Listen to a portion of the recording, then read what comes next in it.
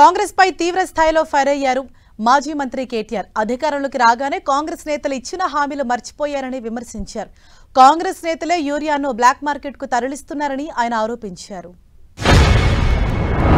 కాంగ్రెస్ పార్టీకి పొరపాటున కూడా ఓఆర్ఆర్ లోపల ఒక్కరు కూడా ప్రజలు నమ్మలేదు, కాంగ్రెస్ ని ఒక్క సీటు కూడా ఇవ్వలేదు.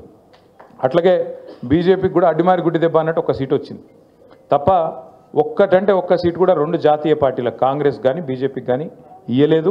మీరు నమ్మలేదు. మొత్తం రాష్ట్రంలో ఎక్కడ చూసినా ఎన్నికలకు ముందేమో హామీల జాతర, ఇవాళ ఎక్కడ చూసినా చెప్పుల జాతర ఉన్నది. దేనికి? యూరియా బస్తాల కోసం. మరి 10 ఏళ్ళు లేనిది ఇప్పుడేమైందిరా అయ్యా అని తెలుసుకుంటే మాకు స్పష్టమైన సమాచారం వచ్చింది. మొత్తం కాంగ్రెస్ వాళ్ళే యూరియా కూడా బుక్కుతున్నారు, డైవర్ట్ చేస్తున్నారు, బ్లాక్ మార్కెట్లో అమ్ముకుంటున్నారని సమాచారం వచ్చింది. కేసీఆర్ గారి గవర్నమెంట్ వచ్చినప్పుడు కాంగ్రెస్ వాళ్ళు, అప్పుడున్న కాంగ్రెస్ ప్రభుత్వం మన మీద ఒక 3,000 కోట్ల బాకీ ఇడిచిపెట్టిపోయింది. ఇడిచిపెట్టిపోతే ఆ 3,000 కట్టినాం.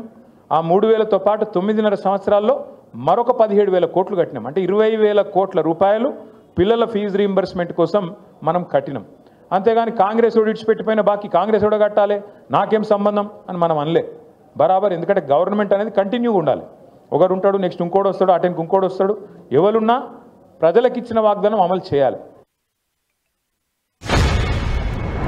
పెడతారు, కేసులు పెడతారు, బెదిరిస్తారు, ఇది అంటారు, అదంటారు. మీరు చూస్తూనే ఉన్నారు కదా నా వెంబడి ఎట్లా పడ్డారు. కేటీఆర్ని ఇలా జైల్లో పెడతారు అని ఒకడు అంటాడు. బాంబులు వెళ్తూనే ఉన్నాయి దసరాకు అని ఒకడు, దీపావళికి అంటాడు ఒకడు. మరి ఆ దీపావళి పోయింది, ఇప్పుడు మళ్ళీ దీపావళి వస్తుంది. బాంబు లేదు, భీము లేదు. భయపడద్దు. రాజకీయంలో ఇవన్నీ కామను. వాళ్ళు ఏందో ఏందో చేస్తాం, కేసులు పెట్టి బెదిరిస్తాం అనుకుంటారు. భయపడితే మనం లీడర్లం కూడా కాదు. కేసీఆర్ ఉన్నప్పుడేమో 1,00,000 మందికి పట్టాలు ఇచ్చిండు కేసీఆర్. జీవో నంబర్ 58, 59 కింద గరీబోళ్ళు తెలుసో తెలియకనో ఎక్కడన్నా ఒక గుడిసెనో ఒక చిన్న రేకుల షెడ్ వేసుకుంటే వాళ్ళందరికీ గ్యారంటీ ఉండాలని చెప్పి 1,00,000 మందికి పట్టాలు ఇచ్చిన నాయకుడు కేసీఆర్ గారు. అదే ఈ రేవంత్ రెడ్డి ప్రభుత్వం వచ్చినాక తప్పకుండా నాకు తెలిసి కొన్ని వేల ఇండ్లు కూలగొట్టిరు. కొన్ని వేల ఇండ్లు హైదరాబాద్లో కూలగొట్టింది రేవంత్ రెడ్డి ప్రభుత్వం. ఇందిరమ్మ రాజ్యం అంటే ఇండ్లు కూలగొట్టుడా?